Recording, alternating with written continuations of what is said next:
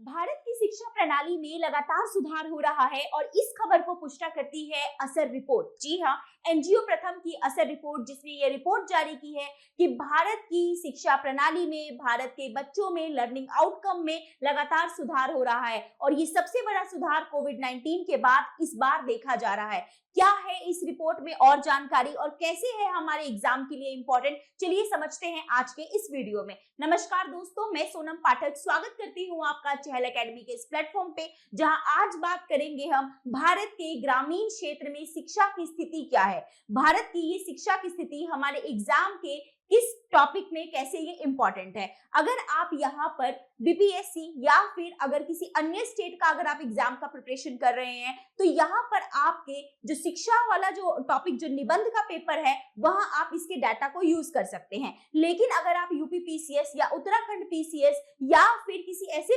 PCS की तैयारी कर रहे हैं जो एग्जैक्टली यूपीएससी के पैटर्न को फॉलो करता है, तो वहां पर यह आप जीएस2 और साथ ही एसए में इसके डाटा को यूज कर सकते हैं। तो समझते हैं कि असर की रिपोर्ट में ऐसी कौन सी खास बात इस बार कही गई है। असर ने अपनी रिपोर्ट में बताया है कि कोरोना काल के बाद, कोविड-19 के बाद फाइनली यहाँ पर स्कूलों में क्लासरूम की रिकवरी में एक बड़ा उछाल देखने को मिला है। ऑल्दो ये उछाल बहुत बड़ा नहीं है, लेकिन फिर भी यहाँ पर हम देखते हैं कि जिस तरीके से 2019 के बाद ड्रॉप आउट रेट, इसका मतलब स्कूल छोड़ने वाले बच्चों की जो संख्या जो बढ़ रही थी, उसमें कहीं ना कहीं ये कमी देखने को मिली है। और यह सुधार जो है वो आया कैसे है? इस सुधार के पीछे सबसे बड़ा कारण है राष्ट्रीय शिक्षा नीति, निपुण भारत जैसे कार्यक्रम, जिन्होंने वापस बच्चों को स्कूल की तरफ जो है वो यहाँ पर मुड़ने के लिए एक तरीके से जो है वो यहाँ पे मजबूर किया है। क्या है इस रिपोर्ट में और सारी बातें, तो यहाँ पर जो है ट्रेंड बताया गया है कि एक हमने बड़ी रिकवरी देखी है। जैसे कि यहाँ पर अगर हम 2018 की बात करें, 2018 में जहां 27.3% जो था यहाँ पे जो आंकड़ा था, वो कहीं ना कहीं कोरोना के बाद ये 20% पर सिमट गया था और आज इसमें हम फिर से एक रिकवरी 27% की देख रहे हैं। इसमें अगर हम बच्चों के यहाँ पे ओवरऑल अगर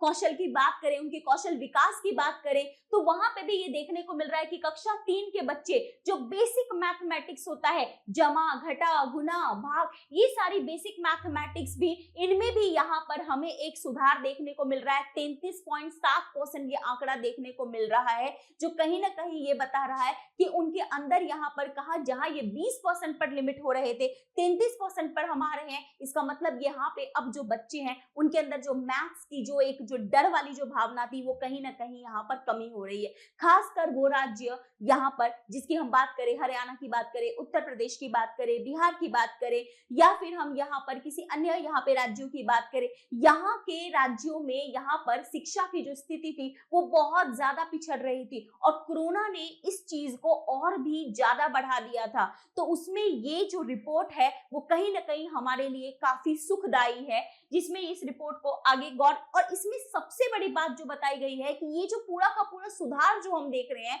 इसमें हमें सरकारी स्कूलों का प्रदर्शन काफी अच्छा देखने को मिल रहा है। जनरली हमारे मन में एक आम धारणा ये आ जाती है कि भाई जो सरकारी स्कूल है यहाँ की स्थिति तो और खराब होगी, यहाँ कहाँ बच्चे जाते हैं पढ़ने के लिए। लेकिन नहीं, यहाँ पर अगर हम देखें तो सरकारी स्कूलों ने अपने प्रदर्शन का काफी ज्यादा जो है वो सुधार किया है, जिसके लिए सबसे बड़ा यहाँ पे श्रेय जाता है राष्ट्रीय शिक्षा नीति। जी हाँ, राष्ट्रीय शिक्षा नीति जो सरकार 2020 में लेकर आई थी, इसी शिक्षा नीति में इस बात पर मुख्य जो है बल दिया गया है कि कैसे बच्चों के अंदर उनके कौशल को उभारा जाए, बच्चों के अंदर जो है वो सीखने की क्षमता के नए तरीकों का जो है इजाफा किया जाए। और इसी के संदर्भ में हम देखते हैं कि यहाँ पर भारत के अलग अलग क्षेत्रों में कैसे इनका विकास जो है हुआ है। खासकर उत्तर प्रदेश, जहां पर यहाँ पर कक्षा 3 के बच्चों का जो पढ़ने की जो क्षमता थी वो 2014 में 6% थी, 2018 में 12% थी, 2022 में 16% थी, और यहाँ पर हम इनमें एक सिग्निफिकेंट चेंज देख रहे हैं कि 27.9% जो है वो हो गई है। इसी के संदर्भ में अगर हम आगे बात करें तो क्या ऐसे कारक और हैं जो इसके साथ मौजूद हैं, तो हमने शिक्षा नीति की तो बात की ही की। इसके अलावा बात अगर हम देखें तो आज राज्य जो है वो अपने सरकारी स्कूलों पर विशेष ध्यान दे रहे हैं। जैसे कि अगर मैं बात करूं बिहार की, तो बिहार ने अपने इस साल के बजट का सबसे ज्यादा जो परसेंटेज है वो शिक्षा पर खर्च किया है। तो जब राज्य शिक्षा पर ज्यादा व्यय करेंगे तो जाहिर सी बात है कि शिक्षा में कहीं ना कहीं उसका हमें एक अच्छा आउटकम भी देखने को मिलेगा। इसके अलावा पोस्ट पेंडेमिक रिकवरी तो यहाँ हो रही है, टीचर्स की ट्रेनिंग जो है वो बढ़ाई गई है, शिक्षकों की नियुक्ति बड़े पैमाने पर की जा रही है और नियुक्ति के साथ साथ उन शिक्षकों के अब यहाँ पे प्रशिक्षण पर भी बल दिया जा रहा है, जो कहीं ना कहीं इस जो सुधार जो आज हम इम्प्रूवमेंट देख रहे हैं इसके लिए हमें यहाँ पे ये कुछ इंपॉर्टेंट जो है वो कारक है। इसके अलावा राज्यों की अपनी नीतियां, आज शिक्षा में तकनीकों का प्रयोग हो रहा है, आपने स्वयं प्रभा के बारे में सुना होगा। इस तरीके से जैसे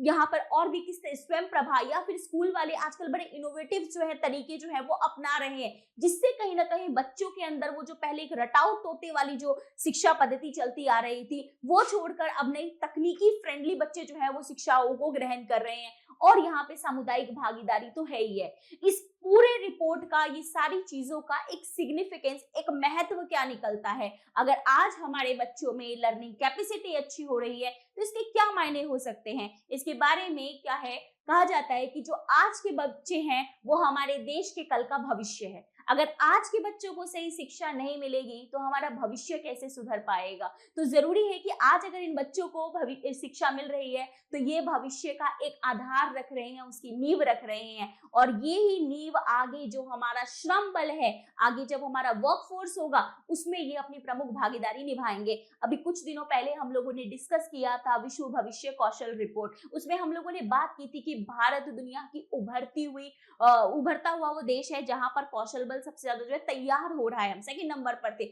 वो तभी हो पाएगा जब हमारे बच्चों के अंदर यहाँ पर जो है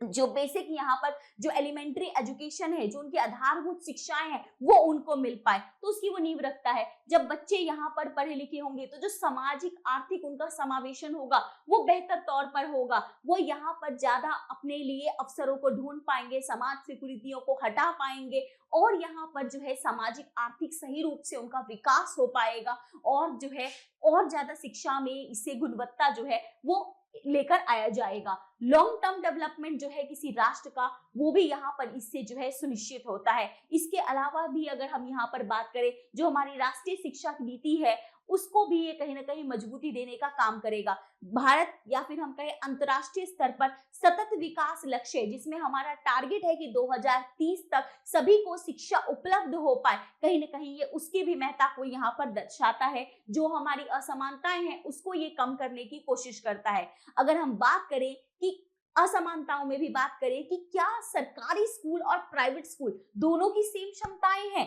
दोनों की अगर हम यहाँ पर बात करते हैं तो प्राइवेट स्कूल जिसके पास वित्त की, पैसे की, पूंजी की कोई कमी नहीं होती, संसाधनों की कमी नहीं होती, लेकिन बावजूद हम यहाँ पर देख रहे हैं सरकारी स्कूल ने ज्यादा अच्छा प्रदर्शन किया है। कोविड के बाद नो डाउट प्राइवेट स्कूल में भी सुधार हुआ है, वहां भी बच्चे गए हैं, वहां भी रिकवरी हो रही है, लेकिन वो रिकवरी फुल नहीं हो पाई है, ठीक वैसे जैसा कि सरकारी स्कूलों में यहाँ पर देखने को हमें मिला है। इसके अलावा यहाँ पर अगर हम बात करें तो इसके पीछे सबसे बड़ा कारण हम लोगों ने समझा कि क्या है, कारण यही है हमारा कि सरकार के द्वारा चलाई गई नीतियां। इसके अलावा इस रिपोर्ट में कुछ और खास बातें आई हैं, उन खास बातों के बारे में अगर हम बात करें, जैसे कि इसमें बताया गया है कि लगभग यहाँ पर जो है सो क्या है 82% जो बच्चे हैं वो अब यहाँ पर क्या है डिजिटली लर्निंग की तरफ जा रहे हैं, जिसमें से अप्रॉक्स यहाँ पर अगर हम देखें तो क्या है कि बच्चों में डिजिटल जो लर्निंग का है वो भी यहाँ पर काफी सुधार हुआ है, अप्रॉक्स 57%। बट यहाँ पर एक चीज जो हमें देखने को मिली है कि बच्चे डिजिटल डिवाइस का एक तरफ तो प्रयोग अपने सीखने के लिए कर रहे हैं, वहीं दूसरी तरफ इसका जो उपयोग है वो कहीं ना कहीं उनका सोशल मीडिया, ये सारी चीजों की चलन की तरफ भी बढ़ रहा है, जिसपे हमें थोड़ा ध्यान देने की आवश्यकता है। परंतु फिर भी हम ओवरऑल कहें कि इस तरफ जब हम अपना विकसित भारत का लक्ष्य प्राप्त करना चाहते हैं, जब हम अपना सतत विकास का लक्ष्य प्राप्त करना चाहते हैं, वैसे में यह रिपोर्ट हमारे लिए काफी मायने हो जाती है, जो भारत की वास्तविकता को दर्शाती है। इस वास्तविकता में ये सुधार अवश्य है, लेकिन हमें थोड़ा सुधारों को और बढ़ाना होगा। तो ये है इस रिपोर्ट का पूरा सारांश। अब देखते हैं आज का प्रश्न है कि जो असर रिपोर्ट है 2024 की, highlight the remarkable improvement in foundational literacy and numeracy, कि यह क्या करती है कि शिक्षा में और साथ में अंकगणितीय इन सब की चीजों के बारे में हमें ये बताती है कि इसमें कैसे सुधार हुआ है। खासकर सरकारी स्कूल में। तो ये कारक बताइए जिसने इस चीज को सुधारा है, विशेषकर इसमें शिक्षा नीति का क्या योगदान रहा है। कोशिश कीजिएगा आप इसे लिख पाए, ठीक है, और लिख के हमारी टीम को इसके बारे में अवगत करा पाए। फिलहाल इस वीडियो में इतना ही है, मिलेंगे आपसे नेक्स्ट वीडियो में। Thank you very much. जय हिंद।